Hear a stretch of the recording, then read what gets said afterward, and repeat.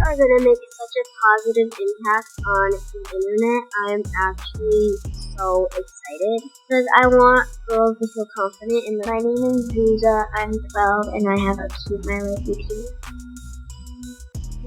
I was 3.5 when I got diagnosed with cancer. I didn't do a bone marrow transplant when I was 3. We just did.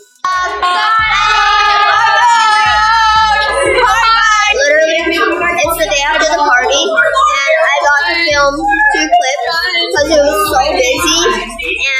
And all the times I went to the air, I did a transition for each outfit. If you've been keeping up with the newest Glow House clips, then you already know the drama. The way they've been treating Zuza? Nah, it's not sitting right with me at all. She's only 14.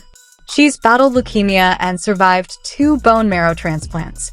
She's tougher than half the adults in this entire industry. And yet Glow House, with their polished smiles and carefully curated TikToks, act like she doesn't even deserve to be there. That isn't just shady, it's cruel. And here's the moment that really set people off online. Fans aren't only saying she's excluded. Many believe Glow House is simply keeping Zuza around for optics. Like she's just the token member they can spotlight in every single video instead of actually respecting her role in the group. Tell me that's not one of the coldest moves they've ever pulled.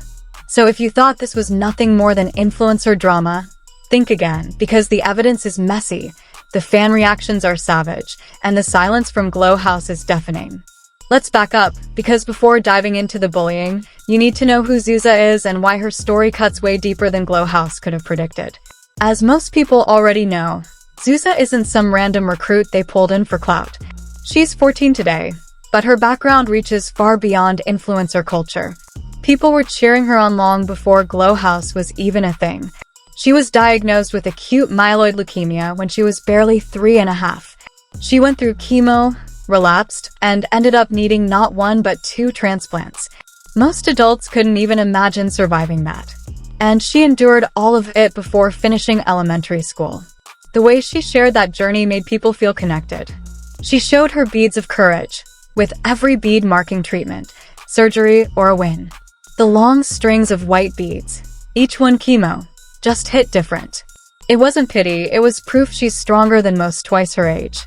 And then the wildest part. When she hit the 5-year remission mark doctors call cured, her cancer returned. Imagine celebrating being free only to learn the very same day that it wasn't done.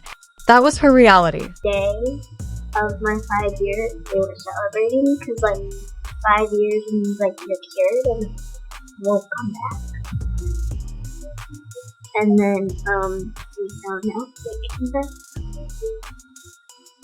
These are my beads of courage. Beads of courage are tracking what we've been through different kinds of beads. I have a lot. The white ones are chemotherapy, and I have a lot of white ones. And then this is one of my bone marrow transplant beads. When people talk about Zuza, it's never just that she's the youngest member of Glow House. It's always about how she literally fought for her life and still managed to show up. Which is exactly why it feels so wrong that inside Glow House, instead of celebrating that strength, the vibe has shifted into pity and exclusion. And this is where things get messy, because the way Glow House positions Zuza doesn't make it seem like they truly value her. It feels more like she's filling a space meant to make them look good. Let's be honest. Most of that house has already been painted as the stereotype, basic white girls. Same faces, same style, same recycled content. And then when people started dragging them for being too repetitive, guess what happened? They added Zuza. Not only that, they also introduced 2 stunning girls of color, Lay and Na. Now, at first glance, that might sound like diversity, but fans instantly called out how staged the whole thing looked. Because every time Glow House drops a TikTok or a group clip, the same 3, Zuza, Lay, and Na, are pushed straight into the front row. Have your cake and eat it. Baby, it's your birthday.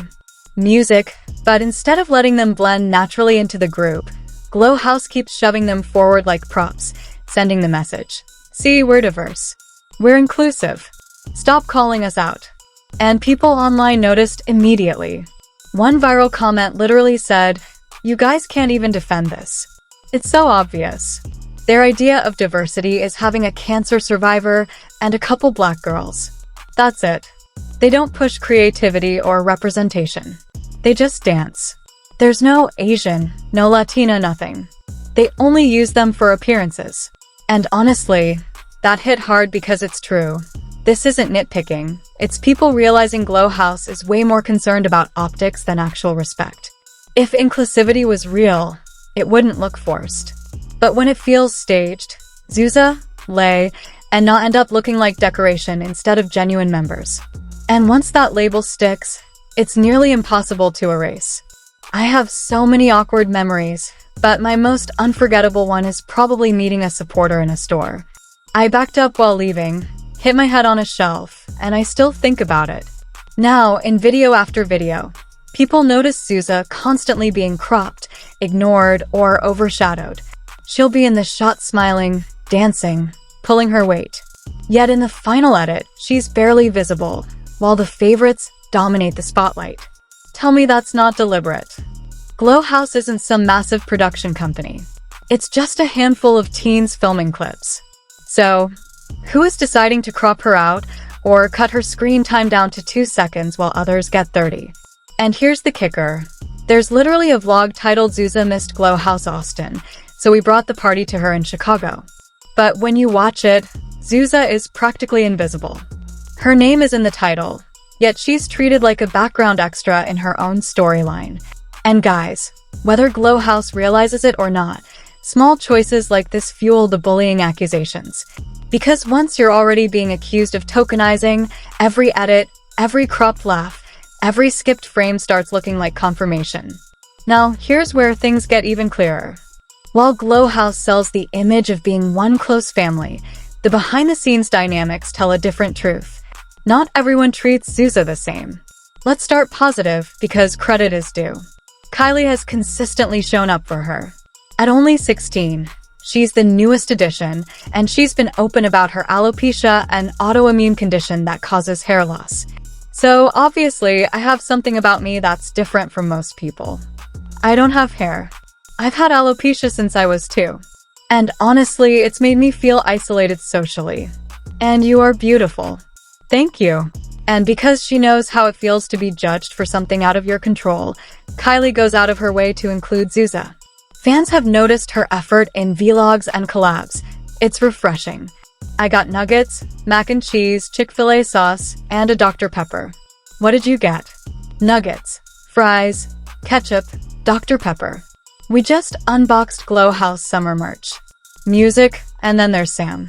She and Zuza have teamed up for content too, and people think their bond is so strong, it borders on protective. Man, I got to stop it. I paid for a hair speech. She did the finger thumb and said, "Get it." One fan wrote, "Why is Sam so obsessed with Zuza?" But instead of weird, most saw it as sweet. She holds Zuza's hand, making her feel safe in spaces where energy isn't warm. So, Kylie and Sam deserve credit for treating Zuza like family. But when you compare that warmth with the coldness from others, the contrast becomes obvious. It paints Glow House less like a family, more like a clique, where only a couple stand beside her. And here's what really angered people. Rather than Glow House being held accountable for sidelining Zuza, the narrative started twisting against her. Some comments said, Glow House aren't good people, as if Zuza was the villains. Problem. That's not just cruel, it's disgusting. She's a survivor. A kid who's already been through hell. And now strangers online label her a pity project? Absolutely not. And here's where Glow House looked even worse. September is Childhood Cancer Awareness Month. Zuza's whole story is about surviving leukemia. If there was ever a chance to stand by her, it was then. But instead, silence. They let Glow House bully Zuza trend while posting silly skits like nothing was happening. And the truth is, Zuza doesn't even need Glow House. She already earned people's respect with her courage beads, her transplants, her honesty. Fans admire her strength, not pity her. She's built her own platform outside the house, which makes Glow House's silence cut deeper. Because think about it, everyone online sees Zuza as resilient. But Glow House acts like she's disposable. And that's when the darkest theories started spreading. Glow House wasn't ignoring her by accident. They were exploiting her, using her story for sympathy, using her presence to dodge criticism, using her strength to mask their weaknesses. And honestly, you can't tell me that theory doesn't fit perfectly with their behavior. The edits, the staged inclusivity, the silence, it all lines up. Glow House turned Zuza into their shield, and in doing so, they exposed themselves as the real villains.